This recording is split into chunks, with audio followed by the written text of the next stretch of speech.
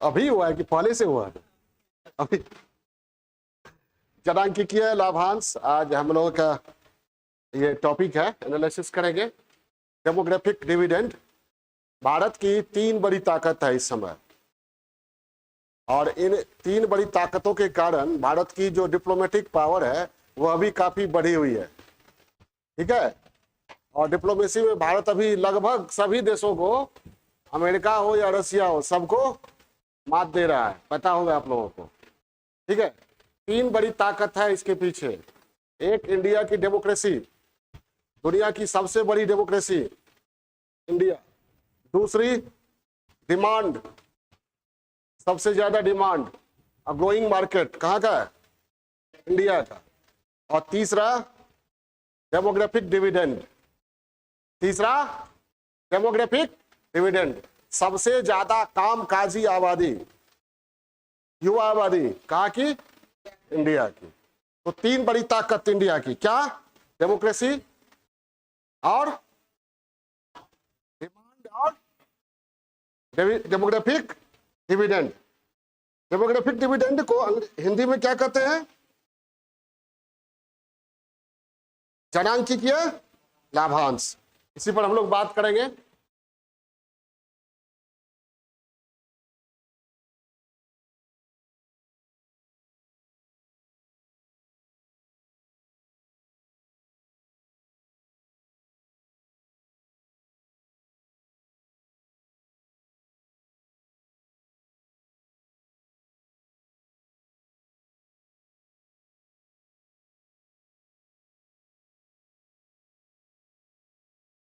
Demographic dividend, ठीक है। तो ये जनांकिकीय लाभांश है क्या, पहले इसको समझते हैं। जनांकिकीय लाभांश है क्या?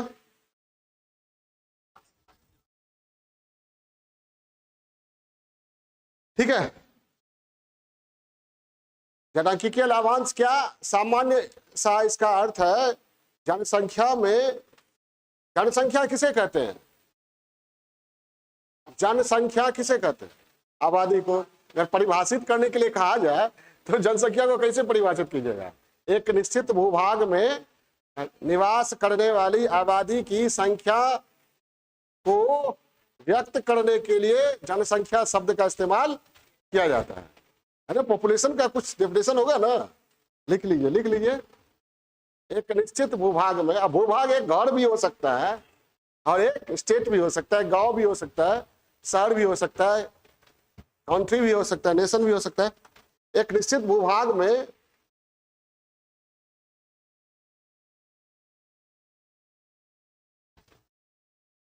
निवास करने वाली आबादी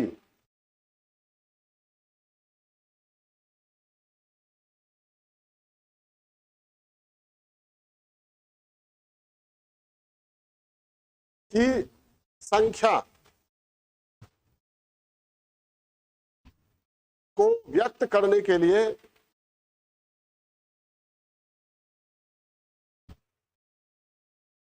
जनसंख्या शब्द का उपयोग किया जाता है।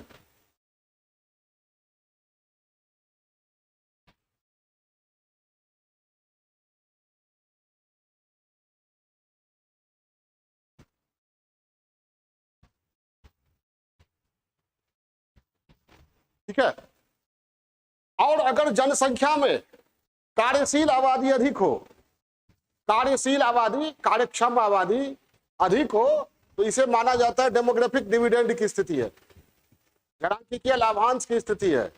क्यों? कि अगर युवा आबादी अधिक है तो प्रोडक्टिविटी होगी, जीडीपी ग्रोथ होगा, ठीक है, अधिक से अधिक प्रोडक्शन होगा, आर्थिक समृद्धि आएगी, लोगों की बचत अधिक होगी।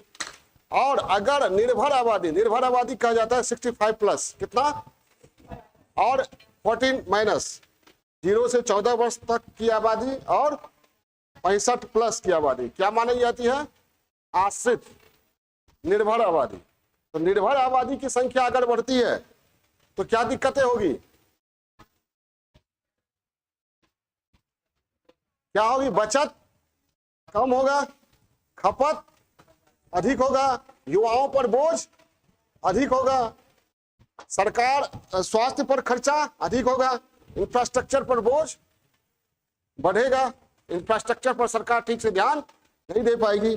बहुत तरह की समस्याएं उत्पन्न हो सकती है अगर आश्रित आबादी और निर्भर आबादी की संख्या बढ़ी तो। जैसे बताते हैं आपको, एक घर लीजिए, एक घर में एक 3 भाई है, गौर से सुनिएगा। इसमें 2 भाई ने विवाह नहीं किया करियर बनाने के चक्कर में, और एक भाई ने विवाह किया। एक भाई का एक बेटा हुआ, युवा बड़ा हुआ, कमाने लगा। युवा आबादी कितनी हो गई उस घर की? 1, और उसकी वाइफ आएगी। और आश्रित आबादी कितनी हो गई? तो फिर क्या होगा? युवा पर बोझ बढ़ेगा, और बोझ बढ़ेगा इसलिए उस घर की बचत तो कम होगी। दूसरी बात, सामाजिक पारिवारिक ताना बाना भी क्या हो जाएगा? छिन्न भिन्न हो जाएगा। ठीक है, वो जो अपने चाचा और ताऊ को ज्यादा दिन सहन नहीं कर पाएगा। ठीक है, तो ये पूरी दुनिया में कहा जा रहा है कि इस बार यूएन पॉपुलेशन फंड की जो रिपोर्ट आई है उसमें कहा गया है कि आबादी बढ़ना उतना चिंता का विषय नहीं है जितना बुजुर्गों की आबादी बढ़ना। 65 प्लस की आबादी का बढ़ना ये चिंता का विषय है। समझ में आई बात? इस बार ये भी कहा गया है कि आबादी के बढ़ने से कहते हैं लोग कि प्राकृतिक पर्यावरण, प्राकृतिक संसाधन पर बोझ बढ़ता है। बोझ बढ़ता है ना, जितना बोझ बढ़ेगा, अर्बनाइजेशन होगा, इंडस्ट्रियलाइजेशन होगा, तो CO2 एमिशन अधिक से अधिक होगा। क्या होगा? CO2 एमिशन अधिक से अधिक होगा। आबादी अधिक, CO2 एमिशन अधिक, ग्लोबल वार्मिंग की समस्या उत्पन्न होगी, ओजोन लेयर डिप्लेशन की समस्या उत्पन्न होगी। लेकिन दुनिया की 69% आबादी है जो गरीब आबादी है, और एक्सपर्ट कहते हैं इन गरीब आबादी में के लोगों के द्वारा उतना CO2 एमिशन नहीं होता है। 10% अमीर लोग हैं पूरी दुनिया के जो अकेले, मतलब इतना ही 10%, 50% CO2 एमिशन करते हैं। जितना CO2 वायुमंडल में जाता है उसका 50% कौन लोग करते हैं? 10% अमीर लोग। तो कहा गया आबादी बढ़ने से ग्लोबल वार्मिंग बढ़ी है। ठीक है, इसका कोई ठोस प्रमाण नहीं है। लोग अनुमान लगा के, एक मिथ जो लोगों के दिमाग में बैठा हुआ है। ठीक है, आबादी अगर अधिक है चिंता का विषय नहीं है, लेकिन चिंता का विषय तब है जब निर्भर आबादी उसमें अधिक हो। अगर उसमें युवा आबादी हो और स्किल्ड हो, क्या स्किल्ड हो। अब युवा आबादी अगर अधिक है तो 2 बातें होगी। एक, अगर स्किल्ड हो तो क्या होगा? लाभ मिलेगा। अगर स्किल्ड नहीं हो तो समस्याएं खड़ी करे, क्योंकि युवा है ना, कार्य क्षमता है। अगर निगेटिव डायरेक्शन पकड़ लिया तो उसी में बहुत आगे बढ़ेगा। पॉजिटिव डायरेक्शन रहा तो आगे बढ़। तो अगर स्किल नहीं है उसके पास तो क्या होगा? देश में आंदोलन होंगे और अस्थिरता बढ़ेगी। मणिपुर हो, कश्मीर हो, इसमें गोली चलाने वाले कौन होते हैं? नेताओं के पीछे दौड़ने वाले कौन होते हैं? युवा। और कौन युवा? जो IAS IPS है, जो इंजीनियर डॉक्टर है, नौकरी में है, या जिसका कोई शोरूम है या दुकान खोले हुए छोड़ के जाता है कोई युवा? नहीं। तो वो हो गया डेमोग्राफिक नाइटमेयर। अगर आबादी स्किल्ड नहीं हो, युवा आबादी, तब क्या हो गया? जनांकिकीय दुःस्वप्न। जैसे किसी घर में 5 बेटा हो या 10 बेटा हो और 10 स्किल्ड हो, कुछ कर रहा हो, तब तो घर का इनकम खूब बढ़ेगा। अगर 10 में नॉट हो, कुछ नहीं कर रहा है, तब क्या होगा? बैठ के क्या करेगा सब? तुम इतना खाया, तुम्हारे पर इतना खर्चा हुआ, पिताजी तुमको वहां पढ़ाए, हमको नहीं पढ़ाए, बचपन में तुमको ये ज्यादा मिला, ठीक है, तुम ये पहनते थे, हम ये यही सब हिसाब किताब होता रहेगा। ठीक है, छोटी छोटी बातों के लिए लोग उलझते रहेंगे, लड़ते रहेंगे। इसलिए दुनिया की तमाम समस्याओं का जड़ है युवाओं को रोजगार, हर हाथ को हुनर, हर दिमाग को कौशल। ये बहुत जरूरी है, तभी समाज में शांति आएगी। समझ गए? हमारे यहाँ अभी डेमोग्राफिक डिविडेंड की स्थिति है, लेकिन ये डिविडेंड नाइटमेयर में बदल सकता है। कई जगह है भी। कश्मीर में जो ये संकट है, बहुत दिनों से उसका एक बड़ा कारण कहा जाता है बेरोजगारी। मणिपुर में जो कुछ हो रहा है एक बड़ा कारण बेरोजगारी। ठीक है, बिहार में भी होता है या और भी जगह कहीं भी हो रहा है तो बेरोजगारी बिहार में भी हो रहा है। एक समय अपहरण उद्योग बन चुका था, तो अपहरण उद्योग में, उस उद्योग में कौन लोग शामिल थे? बेरोजगार युवा ही। ठीक है, और देखिएगा कोई गैंग खड़ा होता है तो गैंग का जो लीडर होता है वो थोड़ा दिमाग वाला रहता है, अब बाकी उसके पास जो रहता है राइफलधारी या वो चलाने वाला वो सब की रहता है बेरोजगार। 20,000 25,000 30,000 महीना पर उसको बॉडीगार्ड बना के 20-25 ठो को रखे रहता है। ठीक है, जैसे लोग जानवर पालते हैं ना पशु बलि देने के लिए समय पर, उसी तरह सबको पाले रहता है। और फिर बहुत अच्छा समय पे आए हो। तो डेमोग्राफिक डिविडेंड का मतलब क्या हुआ? पहले हम ये एक ब्रीफ बता देते हैं कि आज क्या क्या पढ़ाएंगे हम इसमें, उसके बाद लिखवाना शुरू करेंगे। डेमोग्राफिक डिविडेंड का मतलब क्या हुआ? जनसंख्या का मतलब क्या हुआ? किसी निश्चित भूभाग में रहने वाली आबादी की संख्या को व्यक्त करने के लिए जिस शब्द का इस्तेमाल किया जाता है उसे जनसंख्या कहते हैं। क्लियर है? और अगर जनसंख्या में कार्यशील युवा आबादी की संख्या अधिक हो, तुलनात्मक दृष्टिकोण से अधिक हो, अधिक हो केवल काफी नहीं है। तुम जैसे देखिए हमारे यहां बताते हैं एक आंकड़ा 65+7% हमारे यहां है। 65+ कितने हैं? ये लेटेस्ट यूएन पॉपुलेशन फंड 2023 की जो रिपोर्ट है जिस पर मैंने वीडियो भी बनाया है, ठीक है, यूट्यूब पर है, वो भी देख सकते हैं आप। तो यूएन पॉपुलेशन फंड 2023 की रिपोर्ट के अनुसार ये 65+, हमारे यहाँ 65+ की आबादी कितनी है? 65%। 7%, 65 क्यों बोले? 10 करोड़। कितना हुआ? 10 करोड़। और चाइना में 65+ 14% है, वहां 20 करोड़ आबादी है। कितनी है? 20 करोड़। तो 65+ इंडिया में कितना हुआ? कितना हुआ परसेंट में छोड़ से? 10 करोड़। और चाइना में 20 करोड़। अब सुनिए, गौर से सुनिएगा, भारत में 97 करोड़ युवा आबादी है, 15 से 64, मतलब युवा कार्यक्षम कहिए, 64 तक माना जाता है कार्यक्षम है लोग। 15 से 64 कितना है? 97 करोड़।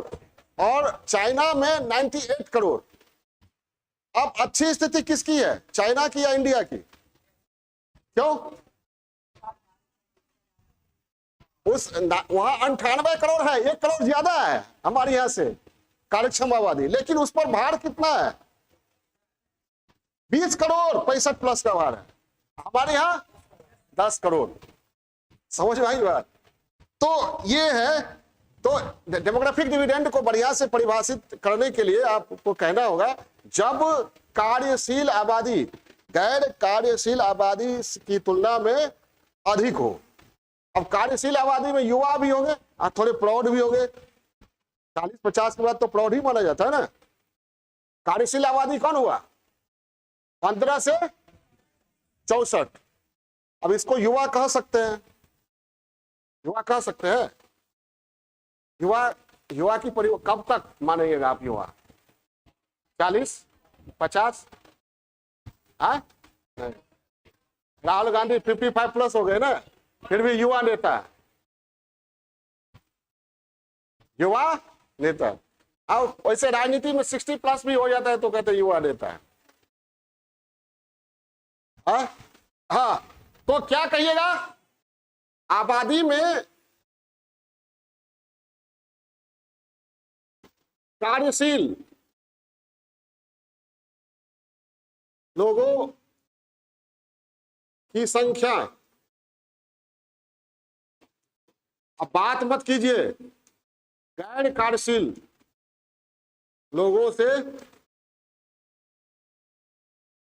अधिक हो।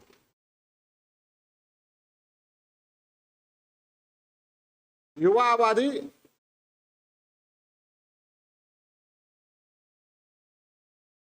अधिक हो, कार्यक्षम आबादी, कार्यक्षम आबादी कब से कहां से कितने से कितना?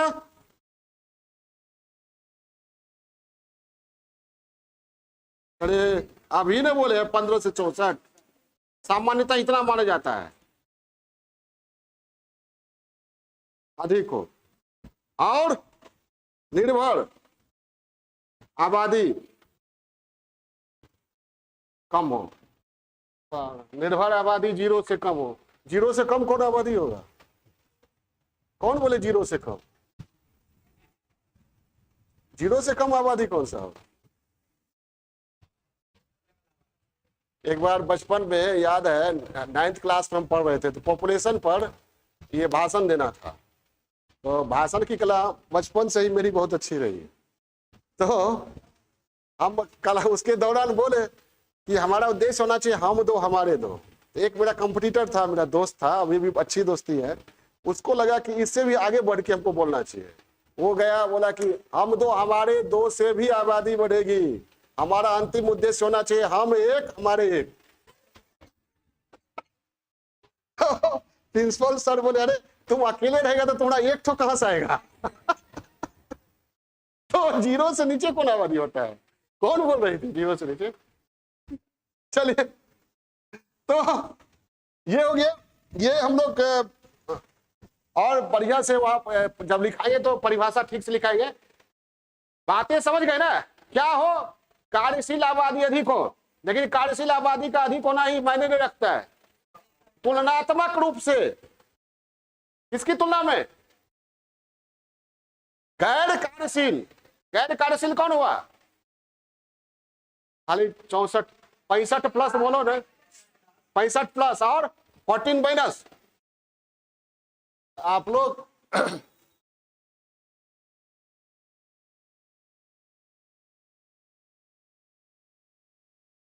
0 से 14, ठीक है। ये क्या हो गया?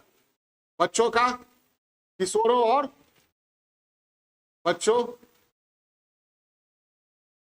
ये कार्यशील आबादी नहीं हुई। 14 से नीचे होता है कार्यशील? होता है? जोर से बोलिए ना, कॉन्फिडेंस झलकना चाहिए ना। कभी कभी होता है, हाँ, तो उसको वो अपवाद है, वो हम नहीं लेने जा रहे हैं। 14 से नीचे गैर कार्यशील सामान्यतः। उसके बाद 15 से 64 कार्यशील और 65 प्लस क्या हो गया? बुजुर्ग या वृद्ध आबादी, ठीक है। और जगह यही चिंता सताई हुई है और देशों को। दुनिया के 8 ही देश है जिसकी आबादी बढ़ रही है, बाकी की आबादी उस 8 में सबसे आगे हम ही लोग हैं। हमारी आबादी सबसे अधिक हो गई ना। कितना हो गया? 142 करोड़ 86 लाख। और इसका चाइना का 142 crore 57 lakh. UN population fund की रिपोर्ट के अनुसार इस साल का, इस साल का जो ये रिपोर्ट है, इसमें जो आंकड़ा है उसी आंकड़ा का हम इस्तेमाल करेंगे आज एनालिसिस के लिए, ठीक है। तो कार्यशील आबादी अधिक हो और उसकी तुलना में गैर कार्यशील आबादी कम हो, निर्भर आबादी अपेक्षाकृत कम हो, तो इस स्थिति को जनांकीय लाभांश कहा जाता है। ऐसी स्थिति में क्या होता है? इसके लाभ क्या है?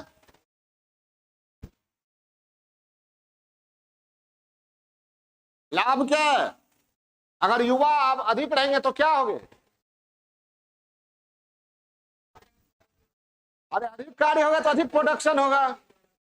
अर्थव्यवस्था में 2 चीज का प्रोडक्शन होता है मोटा मोटी, एक गुड्स का, दूसरा सर्विसेज का, ठीक है।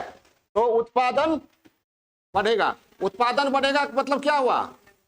GDP growth. अब वृद्ध व्यक्ति जितना काम करेंगे, बच्चे जितना काम करेंगे, उससे ज्यादा तेज गति से करेगा कौन? युवा। तो ग्रोथ रेट, मेरा मुंह भी नहीं देखिए, लिखिए भी, ग्रोथ रेट बढ़ेगा।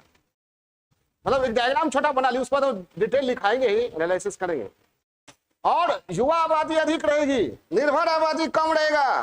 तो निर्भर आबादी पर युवा आबादी का खर्चा ज्यादा होगा, कम होगा ना। आबादी अगर निर्भर आबादी कम है तो खर्चा कम होगा, अगर परिवार में एक ही बुजुर्ग है तो खर्चा 4 ठो बुजुर्ग हो, एगो कमाने वाला हो, ठीक है। तो अगर वृद्ध आबादी कम है तो क्या होगा, बचत ज्यादा, बचत अधिक होगा। अब बचत अधिक होगा तो कैपिटल फॉर्मेशन, पूंजी निर्माण, वही बचत क्या बन जाएगा, पूंजी, पूंजी निर्माण और इन्वेस्टमेंट, निवेश बढ़ेगा।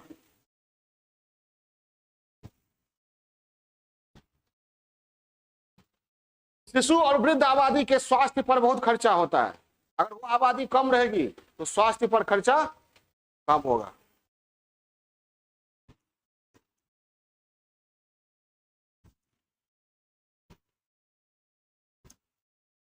तो इस आबादी, इस खर्चा को क्या कर सकते हैं, इंफ्रास्ट्रक्चर डाइवर्ट कर सकते, मतलब वहां ये कर सकते हैं, कन्वर्ट कर सकते हैं। स्वास्थ्य पर जो खर्चा बचेगा उस बचत का इस्तेमाल शिक्षा या खुद स्वास्थ्य को ही और बढ़िया करने में, ठीक है। और डेमोग्राफिक डिविडेंड का महिला सशक्तिकरण से क्या संबंध है?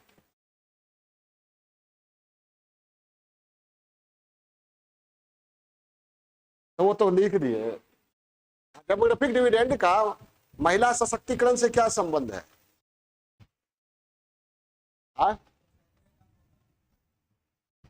तो जनसंख्या, हम कह रहे जनसंख्या में कार्यक्षम आबादी अधिक हो, इससे महिला सशक्तिकरण पर क्या असर पड़ेगा?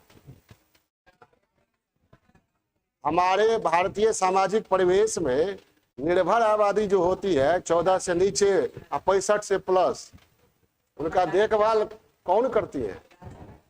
पुरुष करता है क्या? हाँ, कौन नहीं, कोई मतलब ही नहीं रहता है।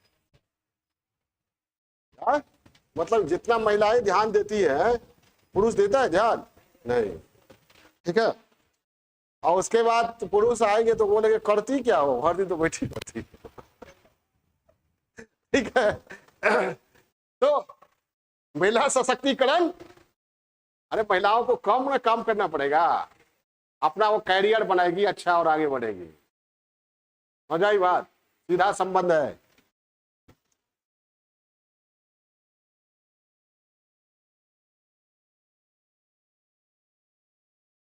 इसी तरह और बातों, और भी बातें हैं जो हम आगे बढ़ेंगे। युवा आबादी अधिक है, जीडीपी अधिक है, जीआर अधिक है, तो शहरीकरण होगा, औद्योगिकरण होगा, बढ़ेगा। शहरीकरण होगा, औद्योगिकरण होगा, तो क्या फिर महिला सशक्तिकरण होगा, तो वो सब भी हो सकता है। अब ये लाभ जो है इसमें चुनौती क्या है? अब क्या बोले, पूत कपूत तो क्या धन संचय, पूत सपूत तो क्या धन संचय। अगर पूत सपूत हो तो धन संचित करने की जरूरत नहीं है, खुद संचित कर लेगा। धीरू भाई अंबानी जैसा बेटा हो। पूत कपूत तो क्या धन संचय, राहुल महाजन जैसा बेटा हो। राहुल महाजन का नाम सुने, प्रमोद महाजन के बेटे का नाम क्या था? अब राहुल गांधी मत समझिएगा, ठीक है। तो हाँ, ये पॉलिटिकल टिप्पणी पॉलिटिकल क्लास लगे ना उस समय। तो अगर पूत कपूत हो तो क्या, पिता के द्वारा जो अर्जित धन है उसको वो क्या करेगा, बर्बाद कर देगा, खर्च कर देगा, बर्बाद कर देगा। सपूत हो तो उसको आगे बढ़ाता है या फिर नए सिरे से अंपायर खड़ा करता है, ठीक है। समझ आई बात? तो नए सिरे से कब खड़ा करेगा, सपूत हो तब ना। सपूत कब होगा, जब उसके पास दिमाग हो, स्किलफुल हो और कार्य करने की क्षमता हो। नहीं, कार्य करने की क्षमता नहीं है, स्किल नहीं है, तब कपूत हो जाएगा, तब तो उड़ा देगा। तो चुनौती यही है। युवा आबादी तो है, एक बड़ी चुनौती है देश के लिए। क्या, कभी शादी विवाह होता है ना, बारात वगैरह आता है, सब कुछ आता है, तो अगर युवाओं को काम नहीं दीजिएगा तो समस्या क्रिएट कर देगा। अगर उसको काम दे दिए तो काम करता रहेगा, और नहीं काम करिए तो छेड़छाड़ शुरू करेगा और पी पा के इधर सुधर करेगा। समझ भाई बात। तो उसी तरह अर्थव्यवस्था में अगर युवा आबादी को काम नहीं दीजिएगा तो जल्दी उसको निगेटिव मूवमेंट कोई चल रहा है उसमें तुरंत वो शामिल हो जाएगा। और उसको लगेगा अगर कोई मान लीजिए ऐसा नेता है, पॉलिटिकल लीडर है जो देश को अस्थिर करने में लगा है, तो वो भाषण देगा ये जो सरकार है वो आपके लिए नहीं है, ठीक है। और ये किसको ज्यादा समझ में आएगा? जो बेरोजगार होगा, सही में कह रहे नहीं, जो कह रहा है इसके पीछे चलो। समझ आई बात।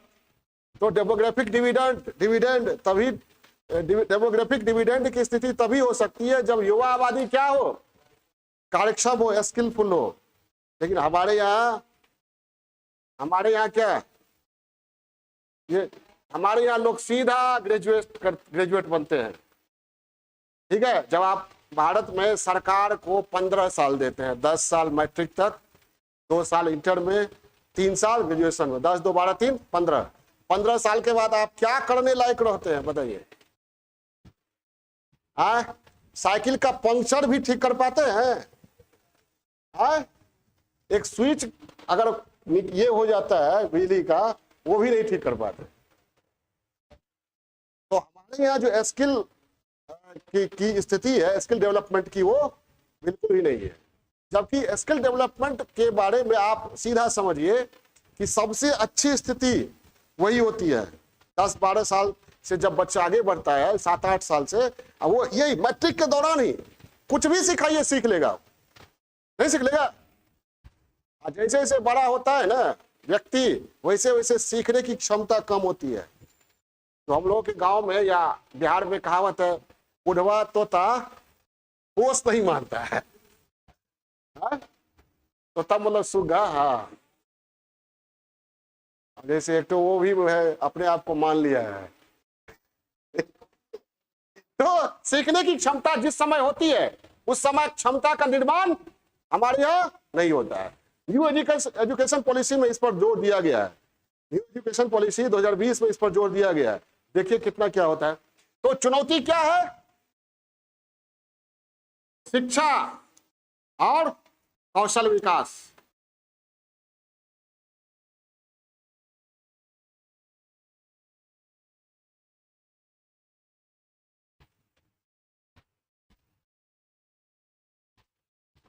शिक्षा और कौशल विकास की चुनौती है।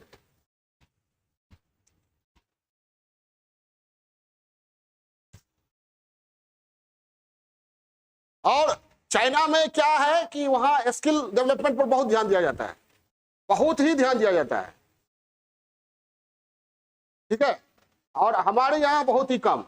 लेकिन वहां भी संकट खड़ा हो रहा है। स्किल डेवलपमेंट है, स्किल डेवलपमेंट की स्थिति ठीक है, युवाओं के कौशल विकास पर बहुत जोर दिया जाता है। और उसका एक प्रूफ ये है कि आप देखते होंगे इंडिया में चाइनीज गुड्स भरे पटे हैं।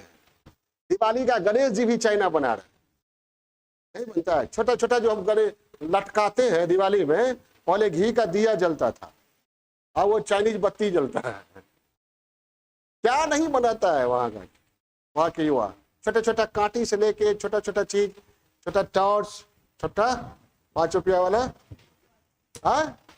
वहां से लेके एक बढ़िया बढ़िया मोबाइल, अप्पो, वीवो, सब। कोई भी चीज ऐसा नहीं है जो बना के बेच नहीं रहा है। स्किल वहां बहुत है। लेकिन अभी जो प्रेजेंट में जो सिचुएशन है, स्किलफुल युवा निकल तो रहे हैं लेकिन उनको रोजगार का संकट। इसलिए चाइनीज लीडरशिप जो है इधर उधर करती रहती है ताकि नेशनलिज्म के सहारे युवा आबादी के असंतोष को कम किया जा सके। चाइना किससे नहीं उलझा हुआ है? अपने पड़ोसियों में सबसे उलझा हुआ है। जब भी युवा आबादी के असंतोष बढ़ने का खतरा मंडराता है, किसी न किसी देश से भिड़ जाता है। चाइना, भारत हो या ताइवान हो, अगल बगल में सब है ही। नेता जो होते हैं ना, वो चाहते नहीं है कि विवाद खत्म हो, और विवाद को जिंदा रहेगा उसी में उसकी प्रासंगिकता है। चाहे वो इंटरनेशनल लेवल के लीडर हो या रीजनल लेवल के, वो समस्या बनाए रखना चाहते हैं। समस्या के समाधान में रुचि उतनी नहीं, अगर है भी तो दिखावा के स्तर पर, क्योंकि समस्या बनी रहेगी तभी तो प्रासंगिकता रहेगी। हाँ, समझ में आई बात? नहीं समझ में आई बात? समझ गए?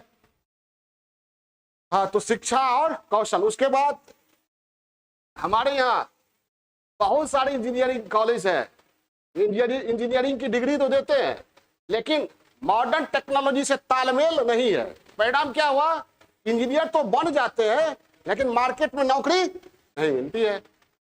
फिर वे ये लोग आते हैं सरकारी क्षेत्र में, नॉन टेक्निकल क्षेत्र में। नहीं समझे? उनकी टेक्निकल जो कैपेसिटी है, तकनीकी क्षमता जो है, जो उन्होंने 4-5 साल में इंजीनियरिंग कॉलेज में डेवलप किया, वो काम नहीं करके फिर शिक्षक बने, बीपीएससी कंप्लीट किए, यूपीएससी कंप्लीट किए। मजबूरी बस करना पड़ता है क्योंकि रोजगार की कमी है और सरकार ऊपर से ऐसे ऐसे कदम उठाती है जिससे रोजगार और भी कम हो जाता है। जैसे नोटबंदी हुआ, जीएसटी लागू हुआ। जीएसटी सही है लेकिन लागू करने का तरीका सही नहीं था, ये सिद्ध हो चुका है। इस पर कोई पॉलिटिकल ये दृष्टिकोण से हम नहीं बोल रहे हैं। और तीसरा, कोविड ने बहुत मारा, 12 करोड़ नौकरी मार गया। कौन? कोविड। तो ये संकट है। क्या? युवा तो बहुत है लेकिन रोजगार अवसर की कमी है। ठीक है? और हमारे यहाँ जो हो रहा है जॉबलेस ग्रोथ हमारा हो रहा है, कहते हुए देखते होंगे हमारे पीएम को या किसी को, बीजेपी के नेता को, मतलब सत्ता पक्ष में जो भी है, बीजेपी हो या कांग्रेस, ठीक है, ऐसे विपक्ष में कोई भी हो, उसको हमेशा लगता है कि देश का विकास अवरुद्ध है, चाहे बीजेपी हो या कांग्रेस हो। ठीक है? अभी कांग्रेस को लगता है कि देश का विकास नहीं हो रहा है, एकदम अवरुद्ध है, और कांग्रेस आ जाए तो बीजेपी को लगेगा कि देश का विकास नहीं हो रहा है। ठीक है? तो ये, लेकिन जॉबलेस ग्रोथ हमारे यहाँ बहुत दिनों से हो रहा है। इसके लिए कोई पार्टी जिम्मेवार नहीं है या सभी पार्टी जिम्मेवार है। भारत की जो दुर्दशा है उसके लिए कोई एक पार्टी को दोष देना उचित नहीं है, ये कलेक्टिव फेल्योर है, सामूहिक विफलता है कि 70 साल के बाद भी हमारे यहाँ गरीबी, बेरोजगारी, भुखमरी, कुपोषण, खराब स्वास्थ्य ढांचा कितना खराब हो सकता है, इसका सबसे बड़ा प्रूफ सेकेंड वेव कोरोना के दूसरे लहर में दिखा। हो जाए बात। अभी वहां ये बालासोर जिला में भानगा बाजार में रेल दुर्घटना हुआ, लाशों को, शवों को कैसे हॉस्पिटल में रखा गया, वो आप लोग सुने होंगे। ठीक है? तो स्वास्थ्य ढांचा बहुत ही खराब है। बिहार में आप देख लीजिए, बिहार का ही उदाहरण है। ठीक है? पटना में एनएमसीएच, पीएमसीएच, एम्स, आरएमसीएच और कौन है सरकारी क्षेत्र का, निजी क्षेत्र का भी बहुत है। और बिहार के अन्य जिलों में जाइए, कितना सीएच है, सीएच मतलब कॉलेज हॉस्पिटल। सुदूर देहात में जाइए, तो चुनौती है। युवाओं के पास दो चीज उनकी संपत्ति होती है युवाओं की, एक स्किल और एजुकेशन, एक दूसरा हेल्थ। याद रखिएगा, नहीं है, अगर हेल्थ फैसिलिटी नहीं है तो क्या होगा, युवा काम कर पाएंगे? आपकी सबसे बड़ी संपत्ति क्या होती है? आपकी स्किल। बाप दादा कितना दिया वो मायने नहीं रखता है, वो जा सकता है। ठीक है? वो जा सकता है लेकिन स्किल नहीं जा सकता। एक पुरानी कहावत है हमारे गांव में कि दो भाई था, एक पढ़ा लिखा नहीं, इधर उधर करते रह गया, एक पढ़ा लिखा, अच्छा खासा नौकरी हो गया, बड़ा हुआ, दोनों की शादी हुई तो हुआ कि अब बंटवारा हो जाए। तो जो पढ़ा लिखा नहीं था वो बोला कि जितना पढ़ा है ये हम बैठे रहे तो वही बंटवारा हो जाए। तो लोगों ने कहा अरे तुमको भी पढ़ना चाहिए ना, तो वो पढ़ने के लिए थोड़ी रोका गया था, तुम नहीं पढ़ा, इधर उधर करते रहे, पढ़ा तो नहीं बंटवारा होना चाहिए। तो कैसे बंटवारा होगा? नौकरी में तो बंटवारा नहीं होगा। तो वो बोला कि जितना किताब है उसी को आधा आधा कर दीजिए, किताब आधा आधा कर दीजिए। ठीक है? तो उसके बाद ये मीटिंग जब हो रही थी, सही घटना है, तो एक भाई कहता है, वही पढ़ा लिखा नहीं था या मजाकिया लहजे में बोला, जो भी हो, कि साथ ही जब हम लोग थे तो उस समय ही बेटा सब पैदा हुआ है, तो बेटा सबका भी बंटवारा हो जाए। नहीं समझे, नहीं समझे, नहीं समझे। और साथ साथ थे ना, हमको एक बेटा हुआ, आपको दो बेटा हुआ, आपको तीन बेटी हुई, हमको एक बेटा, तो सबको मिला के आधा आधा बच्चों का भी बंटवारा करिए। तो और कहने का मतलब, आपका बेटा ज्यादा कमा रहा है तो वो इधर आ जाएगा, और कम कमा रहा है वो उधर जाएगा। तो जॉबलेस ग्रोथ हमारे यहाँ, जॉबलेस ग्रोथ इसलिए कहा जाता है कि जॉब क्रिएट नहीं हो रहा है लेकिन ग्रोथ हो रहा है। हमारे प्रधानमंत्री, हमारे नेतागण खूब पीठ थपथपाते हैं, fastest growing major economy. India क्या है? सबसे तेज गति से बढ़ने वाली विशाल अर्थव्यवस्था वर्ल्ड में, सबसे तेज गति से, फास्टेस्ट ग्रोइंग, सबसे तेज गति से बढ़ने वाली। खाली बढ़ के क्या होगा? जॉब क्रिएट हो ही नहीं रहा है, बढ़े के क्या होगा? हो जाए बात। तो जॉबलेस ग्रोथ क्यों कहा जाता है, कभी सोचे हैं? क्योंकि हमारे यहाँ जीडीपी में सबसे ज्यादा योगदान किसका है? 3 सेक्टर है, प्राइमरी, सेकेंडरी, टर्शियरी। किसका सबसे ज्यादा योगदान है? टर्शियरी का, सेवा क्षेत्र का। और सेवा क्षेत्र अधिक से अधिक तकनीकी पर आधारित है, टेक्नोलॉजी पर। लेबर का उसमें उतना महत्व नहीं है। लेबर का किसमें महत्व है? कृषि क्षेत्र में, प्राइमरी क्षेत्र में। उसका कंट्रीब्यूशन एकदम बहुत ही कम है।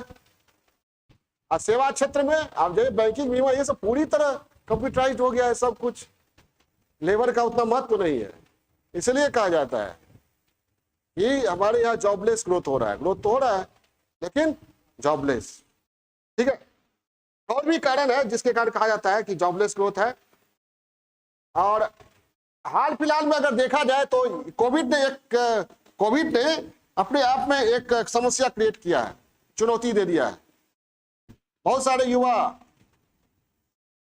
बेरोजगार हो गए और नौकरी की तलाश में, छटनी हो रही है। बहुत सारी कंपनियां बंद हो रही है, बहुत सारे एमएसएमई बर्बाद हो गए। चुनौती। और युवा आबादी में खाली पुरुष थोड़ी है, महिला भी तो है। तो युवा महिला आबादी जो है उसके साथ क्या समस्या है? ठीक से काम ही नहीं कर पा रही है। जहां भी है कार्यस्थल पर यौन उत्पीड़न या छेड़छाड़ की घटनाएं घटती है, ठीक है। अब जैसे एक लड़की है, उसका इंटरव्यू हम देख रहे थे यूट्यूब पर या गूगल पर कहीं पढ़ रहे थे, जो पटना में मरीन ड्राइव पर चाय की दुकान खोली। वो बता रही थी कि मैंने जब चाय का ये दुकान खोला तो बहुत तरह का अपवाद, बहुत तरह की निंदा का गांव में और यहाँ सामना करना पड़ा। और जो लोग चाय पीने आते हैं सही दृष्टिकोण से, सही दृष्टि से देखते नहीं। समझ आई बात? तो ये जो है सामाजिक वातावरण, वह क्या करता है? युवा महिला आबादी की कार्य क्षमता को कम करता है। वो तो हमेशा डरी रहेगी ना, तनाव में रहेगी ना। समझ में आई बात? ठीक है। काम कम, अपनी सुरक्षा के प्रति ज्यादा सतर्क रहेगी। तो सामाजिक वातावरण जो है, मेंटलिटी जो है हमारे यहाँ, मानसिकता जो है कि पुरुष कुछ भी करे तो माफ है, महिला अच्छा भी करे तो खराब है, ठीक है। तो ये है क्या? युवा महिला आबादी की समस्या।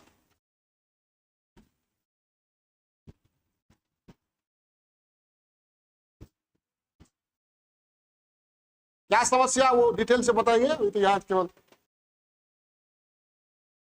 ये जनसांख्यिक के लाभांश है, लेकिन चुनौती ये है हमारे देश में, वो अपने देश को, अब ये भी थोड़ा सा यहां देख ले, 0 से 14 हमारे यहाँ जो आबादी है वो है यूएन पॉपुलेशन फंड के अनुसार 25%। कितना है? 25% बराबर 35 करोड़, ठीक है, 0 से 14। और 15 से 64 68%।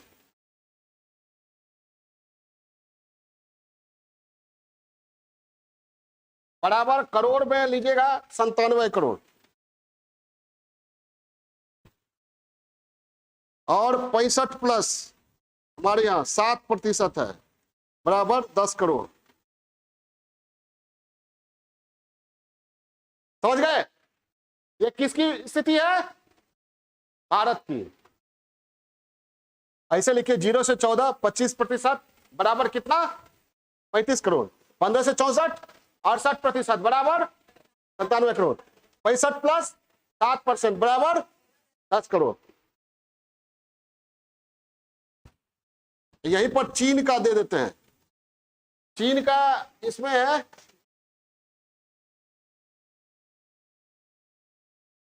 24 करोड़,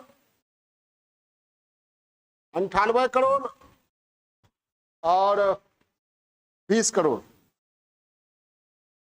ये चीन का है। तो चलिए,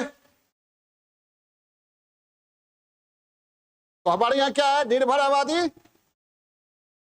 बुजुर्ग आबादी कितनी है? हाँ, 10 करोड़ परसेंटेज। और शिशु आबादी, किशोर आबादी 25 है। कमजोर हो गया है। तो मुंह पर जितना बार बोले हैं जुबान पर होना चाहिए। कितने किशोर हैं हमारे यहाँ? बच्चा और किशोर। आप बूढ़े लोग अभी भी याद नहीं हुआ? 15 से 64 अब याद रहेगा ना? बूढ़े लोगों का प्रतिशत कितना है? 7 और किशोरों का परसेंटेज 65।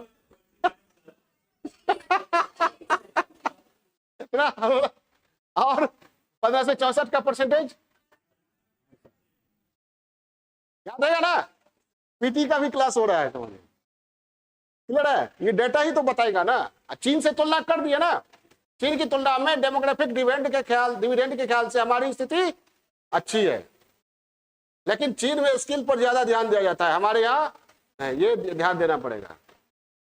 ठीक है, हमारे छोटे छोटे लोग छोटी छोटी चीजें बनाते ही नहीं है। एक बार पीएम ने कह दिया पकौड़ा बेचना भी रोजगार होता है, मजाक बना दिया सब, पकौड़ा बनाना रोजगार होता है। तो पकौड़ा तो थोड़ा सा कीमती है, चाय बेच के भी लोग लाख रुपया कमा रहे हैं। एमबीए चाय वाला ने सिद्ध कर दिया पकौड़ा बेचना भी रोजगार हो सकता है, उससे नीचे ये चाय बनाना भी रोजगार हो सकता है। नहीं हो सकता है? अब चाय बना के कमाना बेटर ना है कि आप 10,000 20,000 वाली सरकारी नौकरी कीजिए और सरकार के कोष को चूना लगाइए डेली, जनता से भी रिश्वत लीजिए और सरकार के पैसा का भी गमन कीजिए। ईमान बेचने से बढ़िया ना है चाय और पकोड़ा बेचना। नहीं समझे? ठाठ से रहिए। नौकरी में इधर उधर से पैसा कमाइएगा तो हमेशा डर लगा रहेगा और दिखा भी नहीं पाइएगा, क्योंकि चारों तरफ लोग देखे अरे इतना पैसा क्यों है, चलो निगरानी को फोन करो। ज्यादातर छापा कब पड़ता है? अपने ही लोग, दोस्त, रिश्तेदार या मुख्य यहाँ जो है ना बहुत पैसा है, कहाँ से आया है थोड़ा चेक कीजिए। ठीक है, आपके पास पैसा ज्यादा हो तो सबसे ज्यादा दर्द किसको होता है? रिश्ते नाते को बोलो ना, पड़ोसी तो बाद में। हाँ, रिश्ते नाते को दो। ठीक है, पूरा गांव में, पूरा शहर में क्या कहते हैं बहुमंजिली इमारतें खड़ी हो जाए, लेकिन हमारे भाई का या हमारे पड़ोसी का नहीं होना चाहिए, वो दुख का विषय हो जाएगा। नहीं समझे?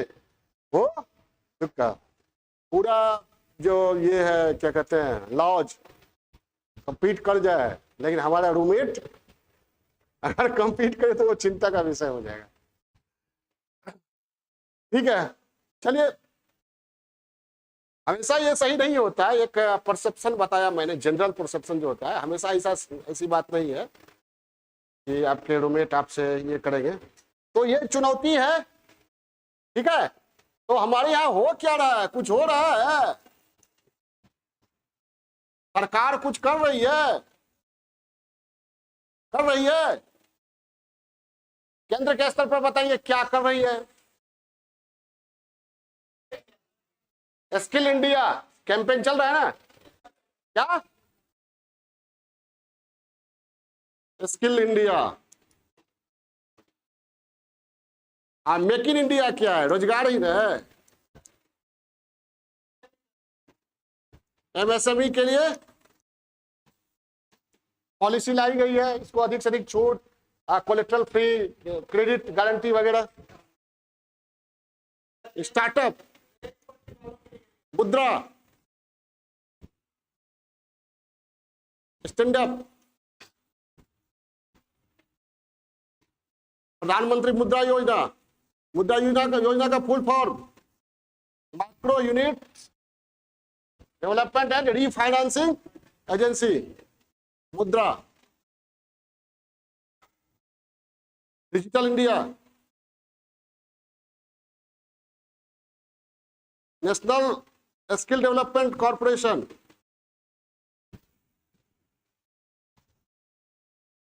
और भी बहुत सारे कार्यक्रम है जिस पर विस्तार से बात करेंगे हम लोग। ये भारत में प्रयास हो रहे हैं और न्यू एजुकेशन पॉलिसी 2020 में इस पर जोर दिया जा रहा है।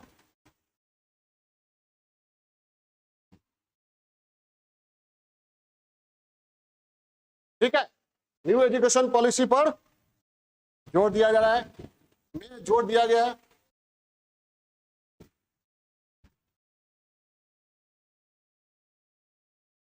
और लगे हाथ बिहार,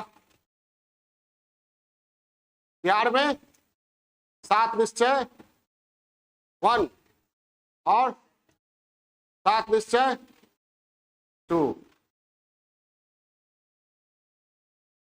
इसके तहत रोजगार और स्कूल, इंजीनियरिंग कॉलेज या नर्सिंग कॉलेज इंस्टीट्यूशन, महिला सशक्तिकरण,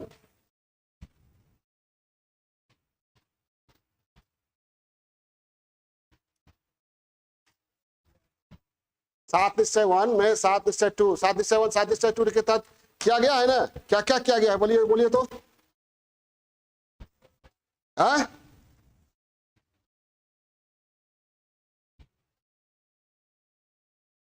रोजगार रोजगार पर ध्यान दिया गया है 7 निश्चय में।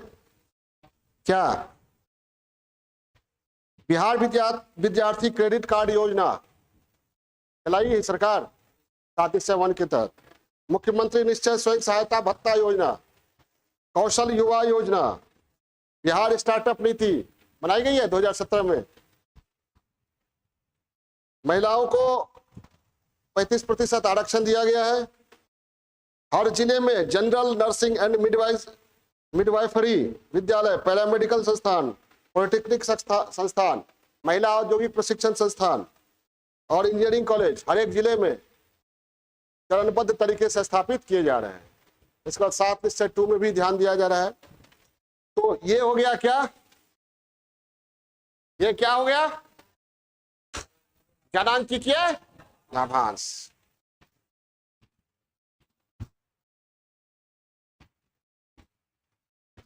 ठीक है, तो आबादी बड़ी समस्या नहीं है, लेकिन आबादी में कार्यक्षम आबादी का कम होना, अपेक्षाकृत कम होना और निर्भर आबादी का बढ़ना, यह चिंता का विषय है। और कार्यक्षम आबादी हो लेकिन स्किल्ड नहीं हो, कौशल युक्त नहीं हो, शिक्षित नहीं हो, तो समस्या है। हमने देखा अभी जनांकिकीय लाभांश क्या है, डेमोग्राफिक डिविडेंड समझ गए। किसी को कोई दिक्कत है? भारत में क्या स्थिति है? ये किसकी रिपोर्ट है? UN population fund, UN population fund. ठीक है, हमारे यहाँ 97 करोड़ आबादी क्या है? कार्यशील आबादी है, 15 से 64 वर्ष की आबादी। निर्भर आबादी कम है। तो माना जाता है कि इस सदी के अंत तक, फिलहाल तो 2055, 56, 60 तक हमारी ये स्थिति रहेगी, युवा आबादी बढ़ेगी। लेकिन भविष्य में हमारे यहाँ भी बूढ़ों की संख्या बढ़ सकती है, क्योंकि हमारे यहाँ जो जन्म दर है वो क्या हो रहा है, कम हो रहा है। ठीक है, दुनिया के सबसे धनी व्यक्ति माने जाते हैं एलन मस्क। ठीक है, इनोवेटिव बहुत, दूसरे नंबर पर या पहले नंबर पर वाली बात ये कि इनोवेटिव आइडिया बहुत है, ग्रेट। हाँ, उनका भी मानना है कि आबादी बढ़ने से कोई खतरा नहीं है, अधिक से अधिक बच्चे पैदा करना चाहिए। हाँ हाँ, तो ये है। अब इसका लाभ क्या है, ग्रोथ रेट बढ़ेगा, कार्यक्षम आबादी होगी तो जीडीपी बढ़ेगा, बचत बढ़ेगा, निवेश बढ़ेगा, स्वास्थ्य पर खर्च कम होगा, महिला सशक्तिकरण होगा। चुनौती क्या है, शिक्षा और कौशल विकास की, रोजगार अवसर नहीं हो बढ़ रहे हैं, इसकी चुनौती है। जॉबलेस ग्रोथ हो रहा है। ठीक है, कोविड-19 ने रोजगार अवसरों को कम कर दिया, और युवा महिला आबादी है तो, लेकिन उसके प्रति जो समाज की मानसिकता है वो उनकी कार्यक्षमता को पूरी तरह उभरने नहीं दे रहा है। ठीक है, अब लड़कियां क्यों टॉप करती है पता है, करने लगी है, उनको ये मिलने लगा है। सोशल मीडिया बहुत बड़ा ये रोल अदा करता है। यूट्यूब पर पढ़ लेती है, अगर कहीं कोई दिक्कत हुआ तो यूट्यूब पर पढ़ लेती है। पहले क्या कि रास्ते में अगर छेड़छाड़ हुआ या कहीं कुछ हुआ तो गार्जियन कहता पढ़ाई बंद, अब पढ़ाई बंद, घर में बैठ गई, आईएएस बन सकती थी, नहीं बने। ठीक है, दूसरी बात ये भी होती है कि लड़कों को बहुत काम रहता है, लड़कों को पढ़ाई लिखाई के अलावा बहुत काम रहता है। ठीक है, लड़कियां कंसंट्रेट हो जाती है। ठीक है, चलिए, और तो ये है, सरकारी प्रयास में बहुत सारे प्रयास हुए हैं, लेकिन प्रयासों में तीव्रता की जरूरत है। बोलो, कमी क्यों बोलोगे, जरूरत। ठीक है, skill India, make India, MSME, startup, stand up, मुद्रा, डिजिटल, एनएसडीसी, एनईपी 2020 बिहार में 7 निश्चय 1 और 7 निश्चय 2 के तहत रोजगार अवसरों के सृजन पर जोर दिया गया है। टेक्निकल इंस्टीट्यूशन, तकनीकी शिक्षण संस्थानों की स्थापना पर जोर दिया जा रहा है। ये था एक ब्रीफ। अब हम लोग लिखेंगे। ठीक है, लिखिए। अब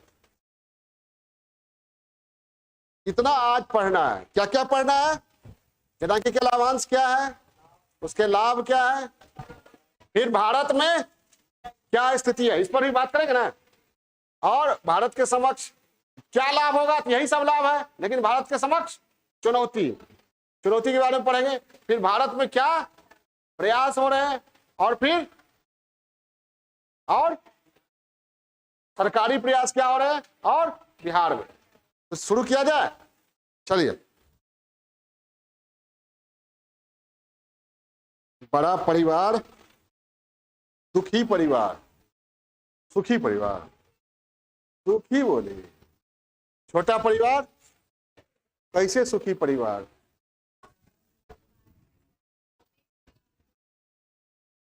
हाँ, इसलिए लेकिन लगाना सीखिए। ठीक है, बड़ा परिवार भी सुखी परिवार हो सकता है अगर कार्यक्षम आबादी अधिक हो और स्किलफुल हो। खाली आबादी अधिक होना नहीं काफी है, स्किलफुल हो। आज छोटा परिवार भी दुखी परिवार हो सकता है, क्या कार्यक्षम आबादी नहीं हो। 4 भाई है, सबका बेटा ऊपर चला गया, कोई काम का नहीं है, चारों बूढ़े हैं 65+, तब क्या होगा, घर बेच के खाए। कफन कहानी है प्रेमचंद की। कफन में परिवार में 3 लोग हैं, भोला, घिसू और बुधिया, बाप बेटा एक पतो, नहीं समझे, और दोनों बैठा रहता है, कुछ नहीं करता है। और जो पुत्र वधू है, पतो है, मतलब पत्नी है, वो काम और करके किसी तरह दोनों को खिलाती है, ससुर को भी और पति को भी। लेकिन जब बेचारी बीमार पड़ जाती है, अरे प्रसव पीड़ा से कड़ा रही होती है, फिर दोनों बाप बेटा बैठा, आलू पकते रहता है, इंतजार में रहता है कि आलू पकेगा तो खाएंगे। बाप कहता है बेटा को थोड़ा देख लो, इतना दिन तो वही तुम्हारी परवरिश कर रही है। तो बेटा कहता है तुम्हारी भी तो वही कर रही थी, तुम ही जाके देख लो, ससुर धर्म निभाओ। लेकिन दोनों में से कोई नहीं जाता है इस फेर में कि अगर गए या कहीं आलू चट नहीं कर गया। हाँ, दोनों खूब कहानी सुनाता है कि फलाना बाबू के बारात में गए थे तो इतना भोजन खाए थे, इतना भोजन खाए थे। स्वाद एक जिह्वा से होता है, एक मन से होता है। मन से भी स्वाद लेते हैं लोग, मन में सोचते हैं। हाँ हाँ, सोच के स्तर पर ही स्वाद लिया जाता है। कोई बखान करते रहता है, बेचारी बुधिया उजड़ जाती है। तो कमी क्या थी? आबादी बहुत कम थी, छोटा परिवार था, लेकिन सुखी परिवार नहीं था। क्यों? क्योंकि घीसू और भोला या माधव नाम है ऐसे बाप बेटा का, दोनों जो है कोई काम का नहीं था। ये बात और है कि कफन में प्रेमचंद ने दिखाया है, ये समाज दोनों को काम करने लायक नहीं रखा है, इसलिए समाज की नैतिकता को त्याग देता है दोनों। नैतिकता जो आप ढोते हैं वो किसका दिया हुआ है? समाज का। और समाज ही आपको किसी काम के लायक नहीं रहने देता है। कभी कभी ऐसी स्थिति होती है जो कफन के दोनों वृद्ध और युवा के साथ हुई। वहां एक बेटा तो था, लेकिन वो कार्य उसको मिला नहीं था। खेती करता था, लेकिन खेती से उसको फायदा नहीं होता था, खेती छोड़ दिया। चलिए, तो हमेशा छोटा परिवार सुखी परिवार नहीं होता है। पूस की रात में दिखाया गया, हल्कू खेत चढ़ने देता है और उठ के नील गाय को भगाता नहीं है, क्योंकि तो उसे लगता है कि खेती से कुछ होने वाला नहीं है। देखिए जनांकी के लाभांश की परिभाषा, जनांकी के लाभांश उस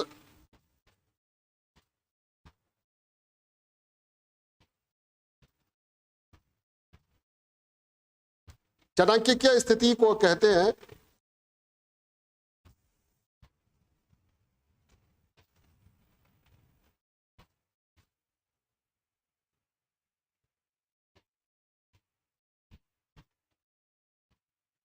जब जनांकीय ढांचे, ये जनांकीय ढांचा हुआ। जनांकीय ढांचे में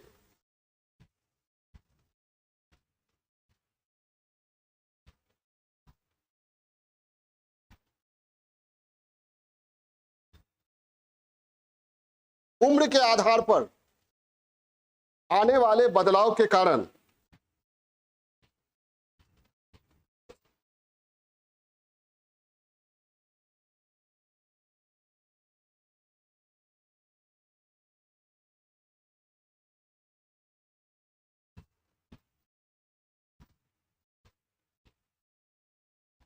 किसी भी देश की अर्थव्यवस्था तेज होती है,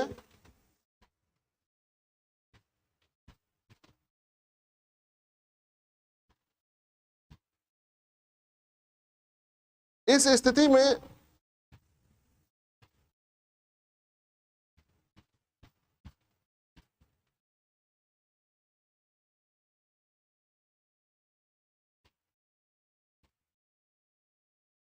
आश्रित जनसंख्या की तुलना में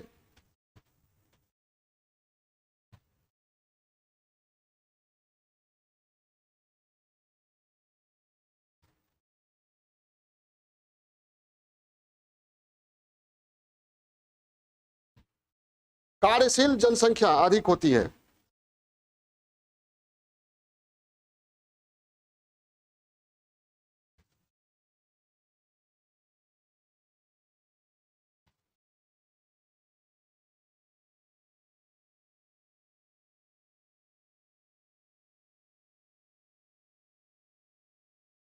ऐसा माना जाता है कि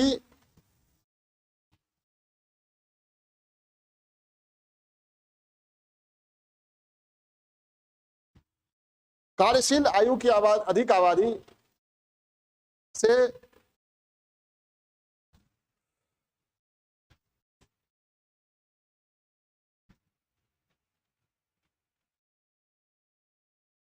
न सिर्फ देश की अर्थव्यवस्था विकास की ओर अग्रसर होती है, न सिर्फ देश की अर्थव्यवस्था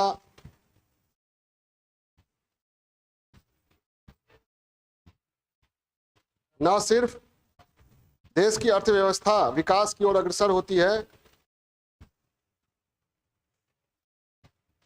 बल्कि इससे प्रति व्यक्ति आय में भी वृद्धि होती है।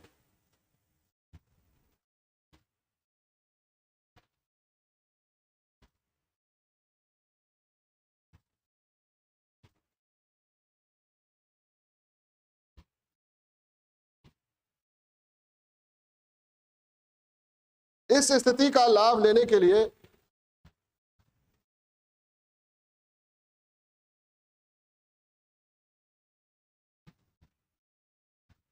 रोजगार की स्थिति को बेहतर करने के साथ ही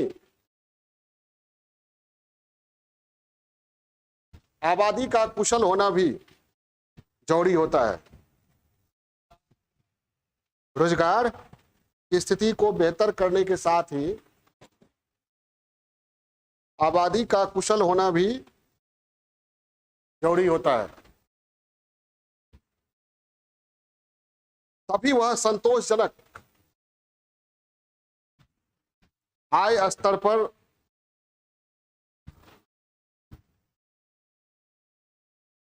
आय स्तर तक पहुंच सकती है।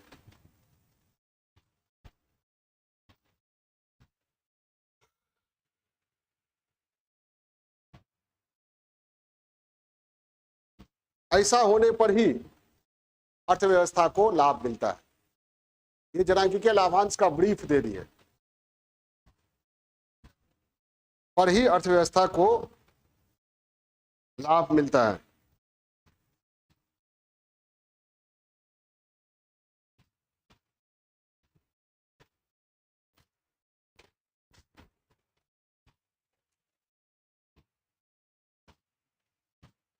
ठीक है, चलिए अब जनांकीय लाभांश का ये क्या लाभ मिलता है देश और समाज को, वो जनांकीय लाभांश से संभावित लाभ, हेडिंग बनाइए, जनांकीय लाभांश से संभावित लाभ।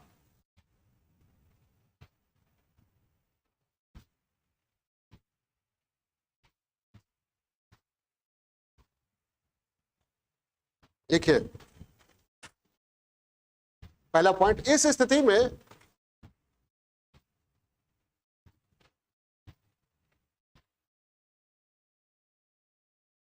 श्रम बल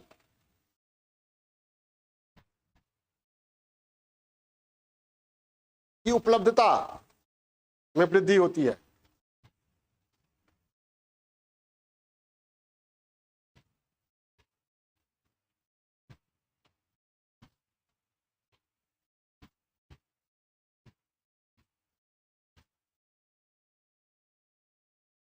उपलब्धता में वृद्धि होती है अगर कौशल विकास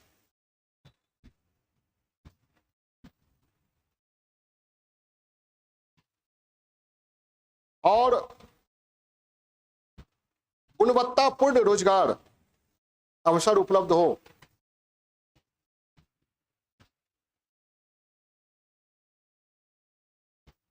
तो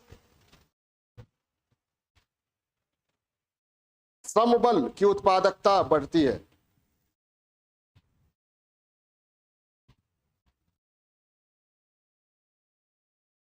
जिससे आर्थिक समृद्धि को बल मिलता है।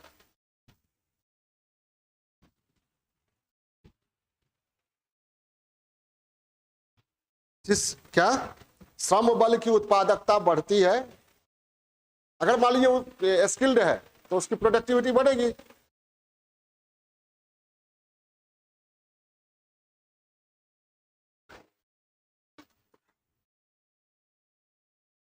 को बल मिलेगा।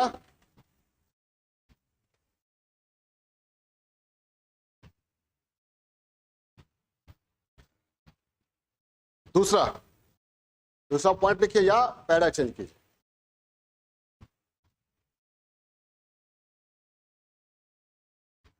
जनांकिकीय लाभांश की स्थिति में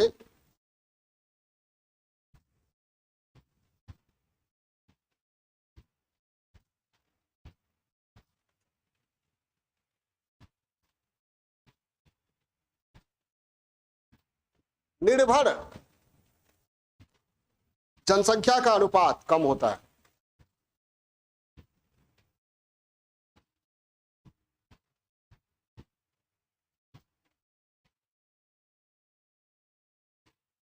फलतः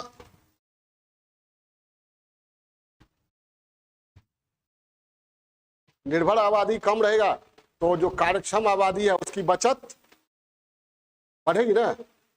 फलतः कार्यक्षम या कार्यशील आबादी की बचत में वृद्धि होती है। कार्यक्षम या कार्यशील आबादी की बचत में वृद्धि होती है।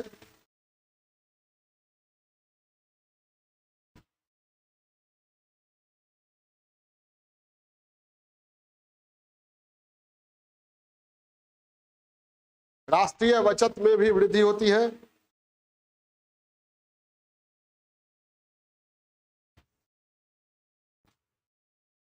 जिससे सकल पूंजी निर्माण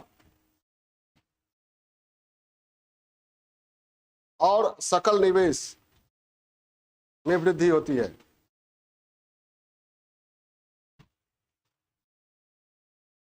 परिणामतः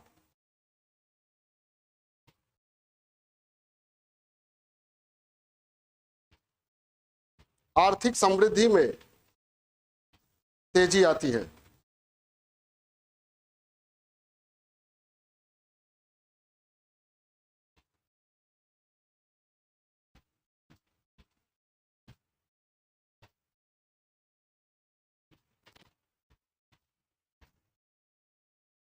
और समृद्धि दर भी बढ़ती है।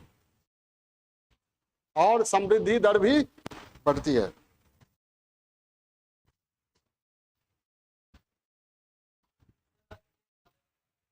हाँ, तेज ज्यादा, अच्छा स्लो हो जाता। हमको लग रहा था स्लो लिखा रहे हैं। अच्छा, ठीक ठीक, चलिए लिखिए। अच्छा स्लो कर देते हैं, पैरा चेंज करके लिखिए। जनांकिकीय लाभांश की स्थिति में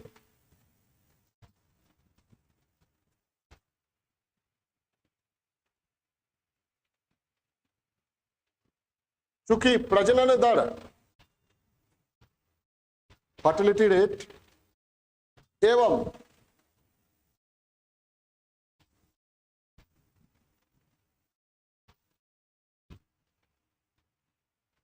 आश्रित जनसंख्या का अनुपात घटता है,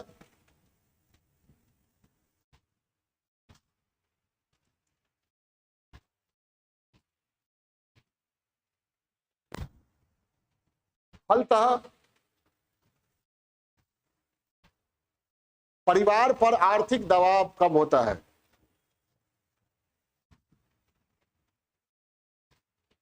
पर आर्थिक दबाव कम होता है।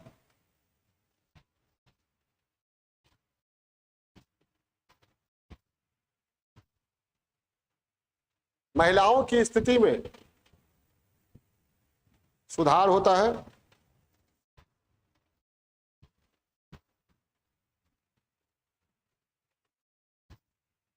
प्रति बच्चा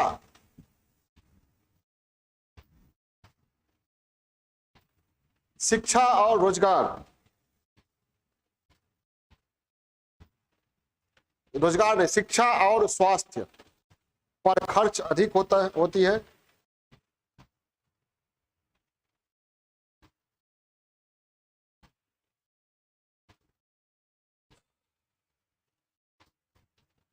माता पिता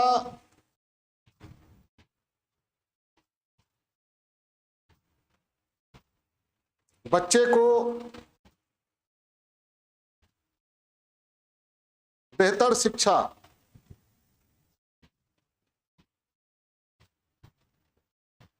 और बेहतर स्वास्थ्य सुविधा उपलब्ध कराते हैं।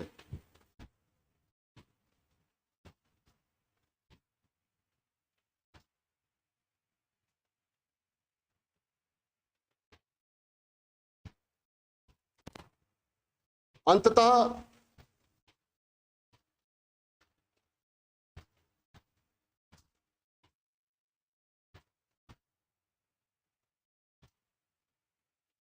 अर्थव्यवस्था के मानव पूंजी अर्थव्यवस्था के मानव पूंजी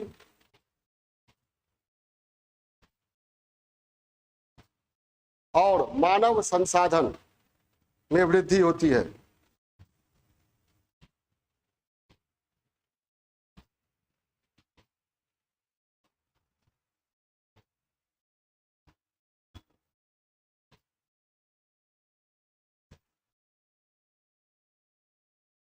जिसका सकारात्मक प्रभाव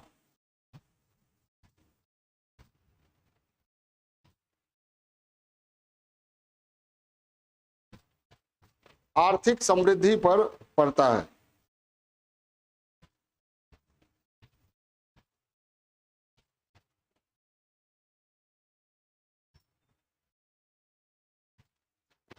पैराचेज आश्रित जनसंख्या के अनुपात में कमी से आश्रित जनसंख्या के अनुपात में कमी से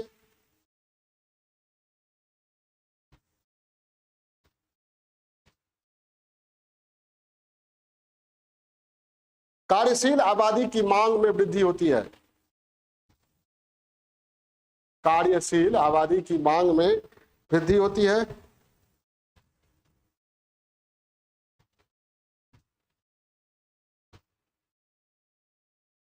जिससे उत्पादन, निवेश और रोजगार अवसर में वृद्धि होती है।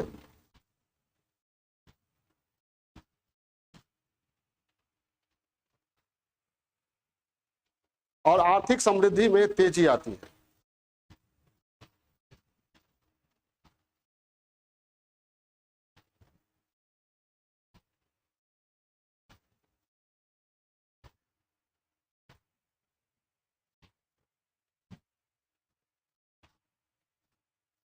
नेक्स्ट पॉइंट या पैराचेंज, समाज जैसे निर्भर आबादी जैसे है, ये बुजुर्गों को उस पर वेलफेयर कॉस्ट भी तो आता है, कल्याण पर व्यय, जैसे वृद्धावस्था पेंशन ही हो गया या और कुछ, तो वो भी कम होता है। समाज कल्याण कार्यक्रमों पर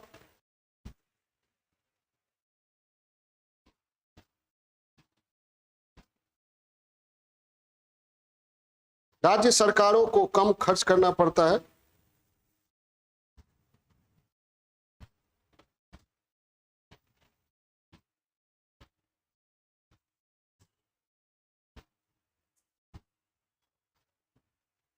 जिससे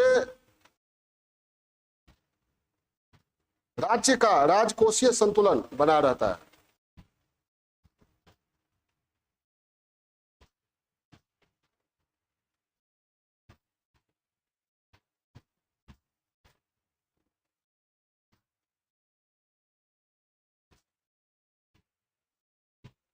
संतुलन बना रहता है। नेक्स्ट पॉइंट या पहला चेंज, कार्यशील आयु वर्ग समूह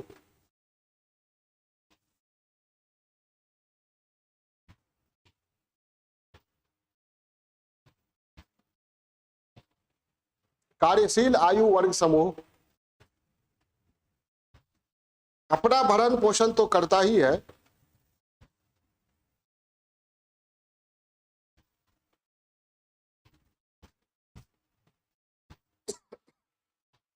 अपना भरण पोषण तो करता ही है, साथ ही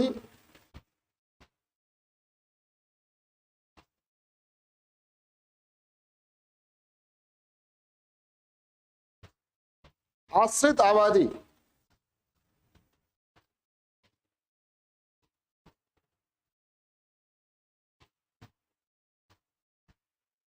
को भी सहायता प्रदान करता है।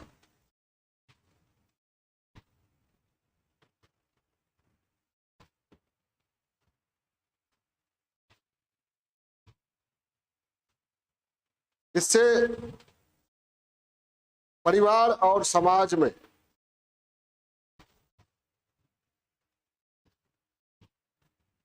संतुलन बना रहता है।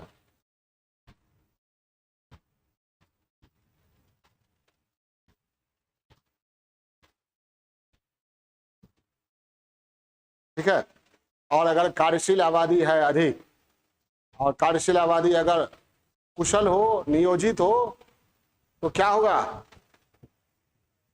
हाँ, आंतरिक असंतोष जो है वह कम होगा, और इस तरह के मूवमेंट या गैर असामाजिक कार्य क्या होंगे? कम होंगे। ठीक है।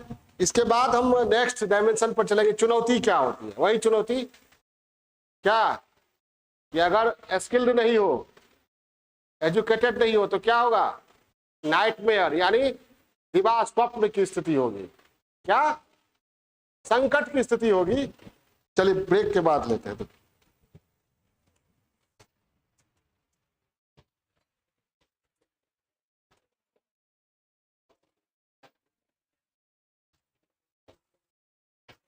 आज बहुत गर्मी है, कुछ ज्यादा ही गर्मी है आज।